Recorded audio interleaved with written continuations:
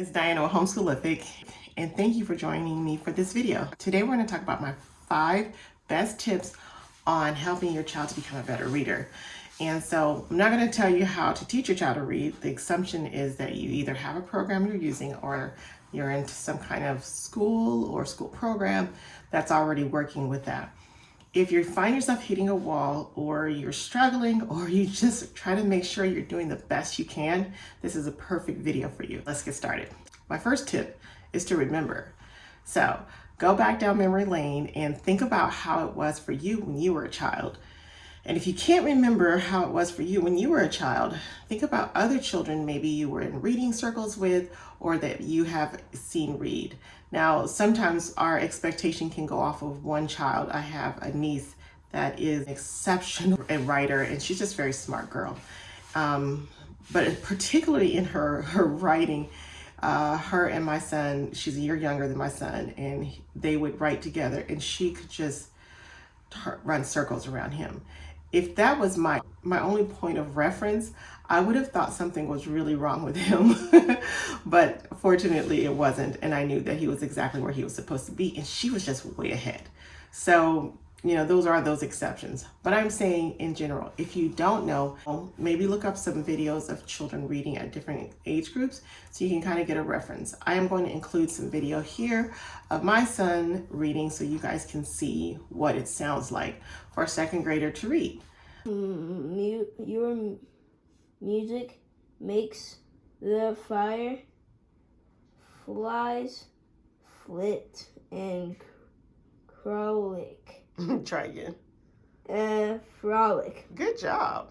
Is that true? Clam's face lit up. You like my music. Don't forget to show that that's a question mark, right? You like my music? Good job. So remember what it's like to be a child learning how to read. And this goes whether your child is first grade, second grade, 8th grade, because 8th graders and beyond have trouble reading. Adults have trouble reading if they didn't get the good tools and good foundation. So just remember what it's like to be a new reader. And this will help you in our next tips. Number 2, expectations. We all have expectations, and expectations are good to have. A standard is necessary. And if you think about it, when your child's in the 2nd grade or 3rd grade, or if you know anything about testing, you know that there are often tests, many tests, to try to establish where a child is, and are they above, below, or right at the normal stage for their grade. And a standard is good to have, but it's a standard. It doesn't mean it has to happen. It's good to have a gauge of where we all typically are at this place, such as height and things like that. But we all know that that's a range. Some kids will go way ahead and they will surpass that expectation and blow it out the box. They might surpass that expectation by a couple of grades. That can happen. But then you get some kids that don't. And here's the key. Use the expectation, use the standard as a guide, and strive for that guide. There's nothing wrong with striving for it. The true key is progression. If every time you are doing school together, you are progressing, then that's showing that there's something, that things are going well. Progression is the key. When we're not progressing, then either it's teaching style, or there's some kind of learning disability happening, or it could be, and I know people don't like this, but learning styles. People say learning styles aren't a thing. Not saying that you can't learn in multiple different ways. We all do. We use all the learning styles to learn things. Some things are just really hard to learn only one way.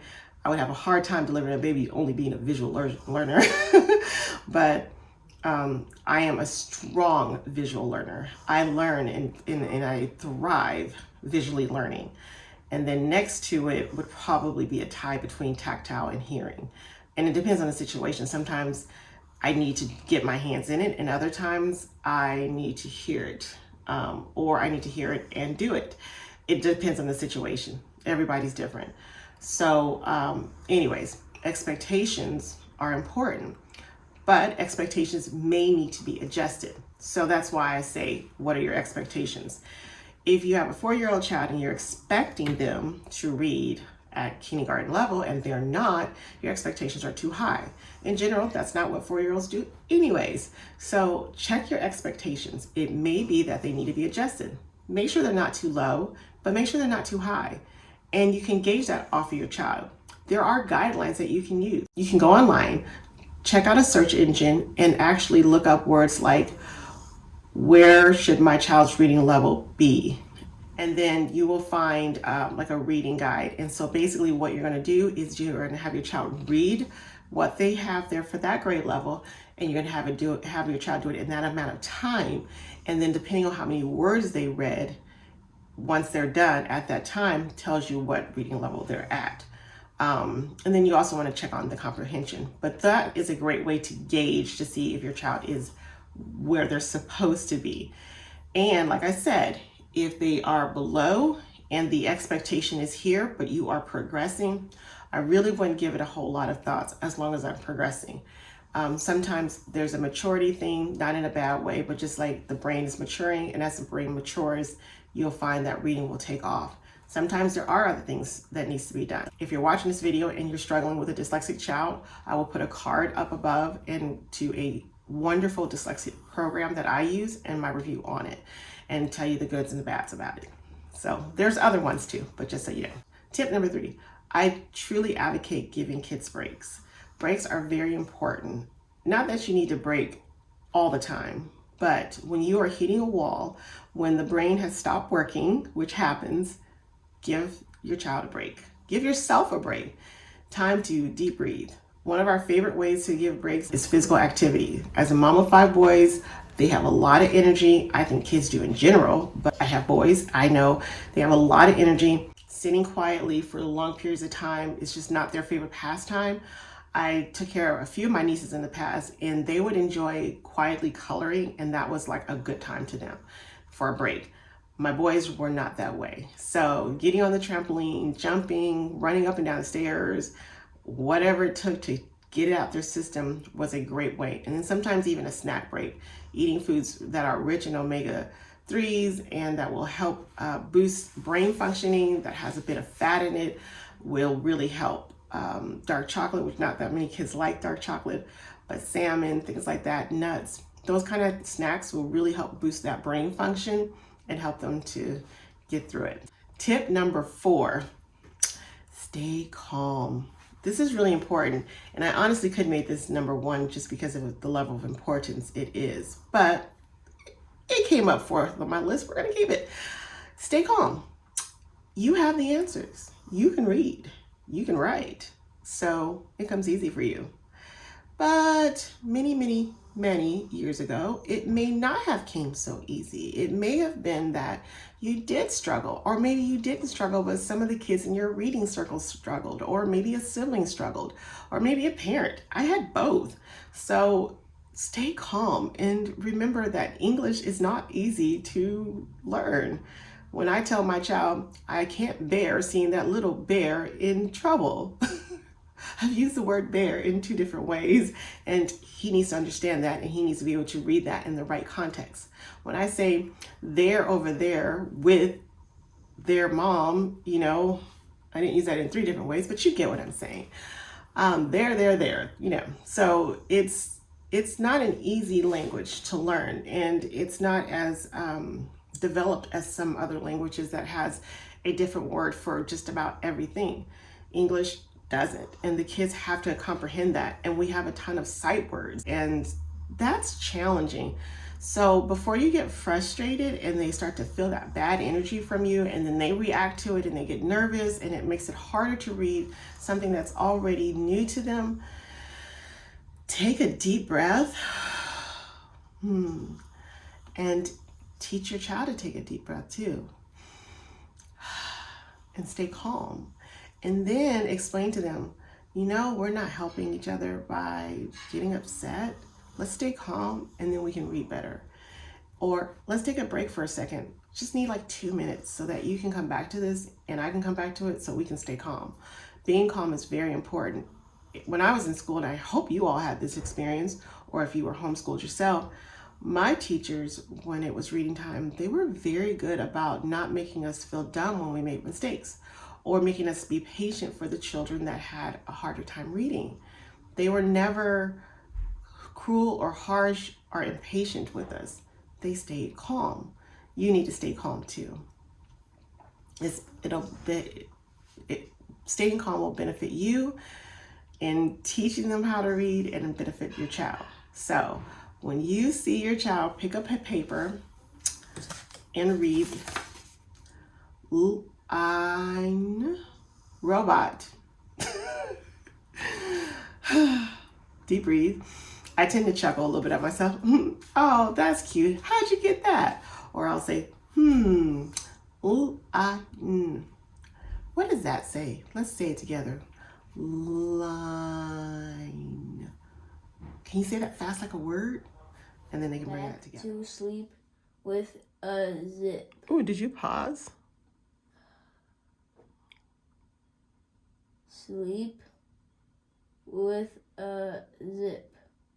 He went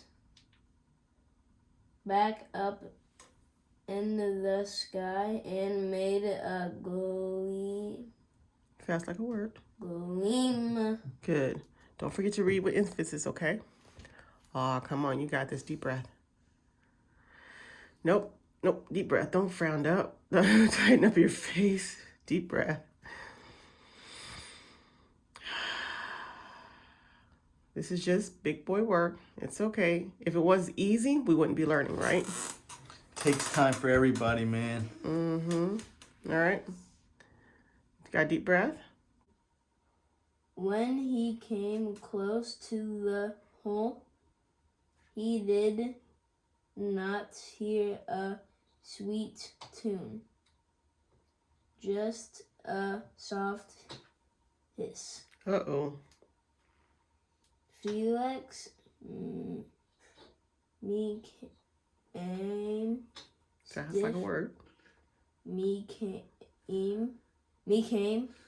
good. Tip number 5, guide them in discovery. That's a really important one. So you are remembering how it was. You are finding good expectations. You've got yourself where you're supposed to be. Your expectations are not too high. Your expectations are not too low. You are staying calm. I think I said that already. And you are giving breaks. But you're giving the answers. When they're reading a word, when they're reading a word and they're struggling with it, don't give them the answer, but also don't just say, oh, figure it out, kid. Guide them. That's the whole point of having a teacher. A lot of times when, especially as homeschoolers, the concept of self-education is often inspired too early. Self-education is the key, but you have to give the proper tools to have a child get to self-education, right? As you did, so that you can self-educate, right? So to guide them, you will do something like this. Okay, the cat head is rather large. So they'll read, the cat's head is rather large. Does that make sense? I don't know. Well, you see that word right there? Phonetically, it does say heed, but what's that thing on top of your neck? Oh, it's a head. Oh, right. So that's a silly word. It's a sight word. It says head. Now, what I did here is I took a reference because in this case, it's a sight word. I can't actually have them phonetically sound that out, but I can give them a reference. Sometimes you can, you can't, some things you can, some things you can't do that with. But I gave my child a reference point so they know that the next time they see that word, it's the word head. Oh, so let's take the word clean. I would say, all right, so let's remember our blends. What does CL say? CL says cool. That's right, CL says cool. All right, so then if I have two vowels together, the first one's gonna do what? Oh, the first one's gonna do the talking and the second one is silent. Right. So what does that say? E. Right. And then we know that last sound, right? Yes, that's Okay, let's bring them together. All right. Clean. All right. Clean. Say it fast like a word. Clean. You got it. And that's how that's done. Guide your child through discovery so that they can actually figure those things out on their own. Does that make sense? 2 bonus tips. 1, reread. Rereading will greatly help your child read things and will also help them to advance on their reading. It's been studied, shown, and I try to get past it, and there's no getting past this, guys. The more they reread the same thing, the more the words will lock in. So you want them rereading the same words and try to do it twice. And I know this can be challenging because once a child fought through reading something, they really don't want to read it again. So this is the way I do it. Hey, son, you did a really good job on this. So I would love for you to read that to your father. And then when he hears you read, he's going to be so proud of you. Or I would like you to go ahead and read that to grandma because she would love to hear how well you've gotten along. This helps inspires them to read it again, and they're going to actually do a really good job at trying to read it over and over so that they can practice and read really good for grandma or for dad. My next bonus tip is comprehension, and this is actually so important. It really probably should have been in my top 5 because you can have an excellent reader or a very good reader and they have no idea what they're reading. I've actually had that happen with my second son. He was fully capable of reading all the words and understood none of it. It was pretty crazy. So we had to do some special tools. And if anyone needs to know more about that, or you guys are interested in a video about what tools I use to help my son comprehend better, let me know below and I will be happy to make a video of that for you guys. So comprehension, and I'm going to go ahead and put a clip in so you can see how we talk about the stories that they have read. Do you think mom was glad to have Travis help her? And then that says why. Why? Yes, she did like Travis helping her. Mm-hmm. Where did it? But wait, hold on. Why did she like Travis helping her? Because